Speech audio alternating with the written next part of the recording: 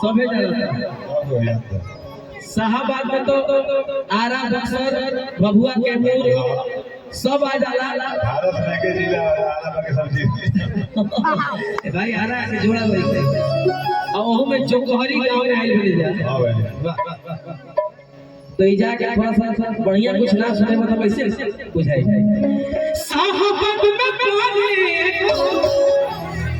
हर किया ना के ना चले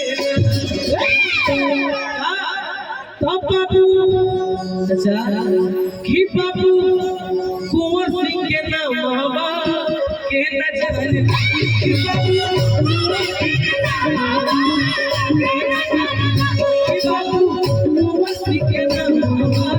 के न जाने बाबू कुंवर सिंह के नाम बाबा के न जाने।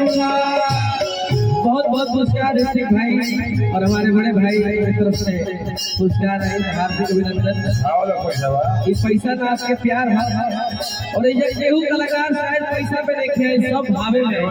वाह वाह साहबत कोने को साहबत कोने को आनंद के न जाने साहबत कोने को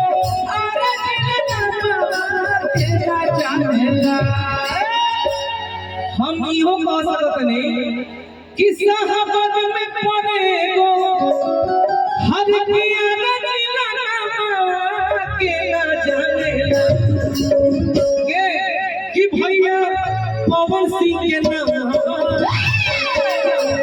कि भैया पवन सिंह के नाम के न जाने कि भैया पवन सिंह के नाम के न जाने।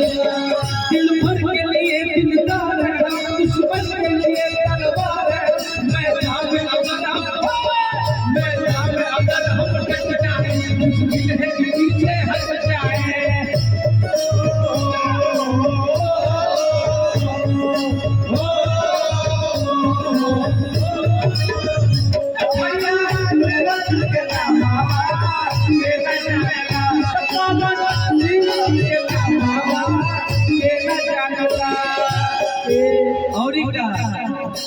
अस्सी बरिस के उम्र में उतर आइल रहे जवानी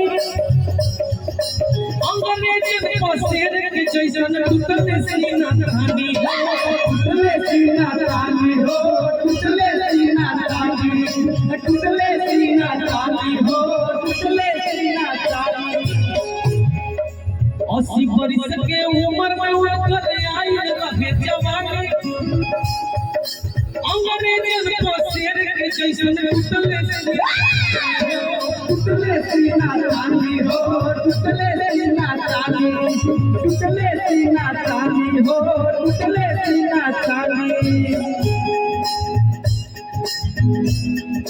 यही में एगो बात और हम लिखवानी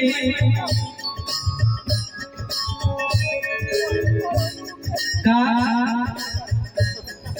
भोजपुरी के राज भवन पर भैया हमार हो इनके के कहेला सभे पावन संसार हो।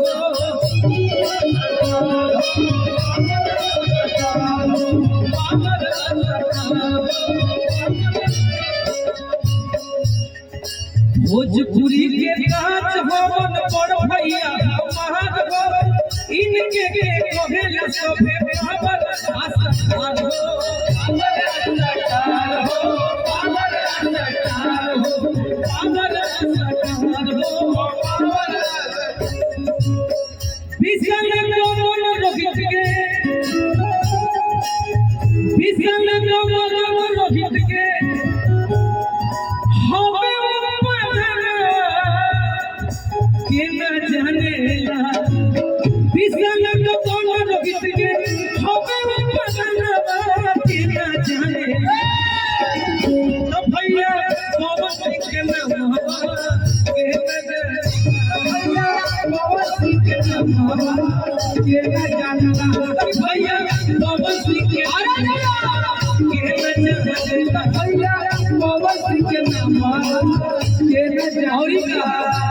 ज्यादा लंबा नहीं ले जाएगी भाई, हल्का हल्का।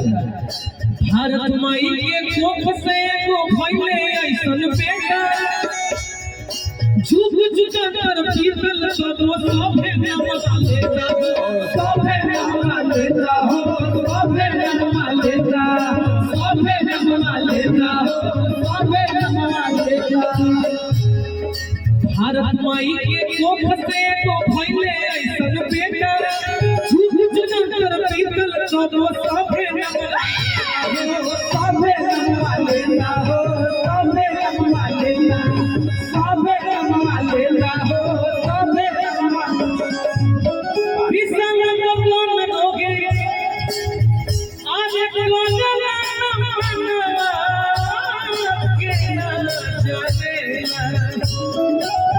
विसंग कोन दी कोन के ना जाने एकरे के दिन धुलिया उड़ा के हतन से बाबू की पवन भैया के नाम हवा के ना पवन भैया के नाम हवा के ना जानला कि बाबू कोसी के नाम अरे प्यार बाबू कोसी के नाम हवा के ना जानला भैया पवन सिंह के नाम हवा के ना जानला पवन सिंह के नाम हवा के ना जानला कि बाबू कोसी के नाम हवा के ना जानला कि बाबू कोसी के नाम हवा। दिल से बहुत बहुत धन्यवाद। थोड़ा बहुत भी अच्छा लगा।